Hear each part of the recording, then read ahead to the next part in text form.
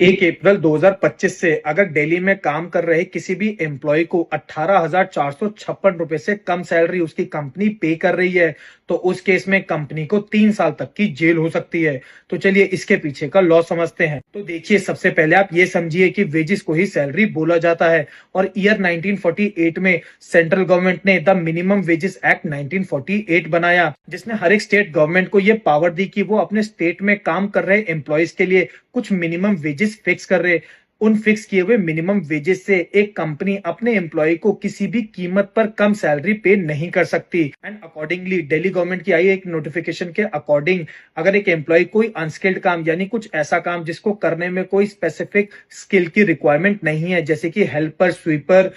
Cleaner, तो उस case में 1 अप्रैल 2025 से कोई भी कंपनी अपने उस एम्प्लॉय को 18,456 रुपए पर मंथ यानी 710 रुपए एक दिन की सैलरी से कम पैसा कोई भी नहीं दे सकता। और अगर कोई भी कंपनी अपने एक एम्प्लॉय को इससे कम सैलरी पे करती है, तो इस केस में as per section 22 of the minimum wages Delhi amendment act 2017 के अकॉर्डिंग उस कंपनी को 3 साल तक की जेल या फिर 50,000 रुपए का जुर्माना या फिर दोनों की ही पेनल्टी लगाई जा सकती है।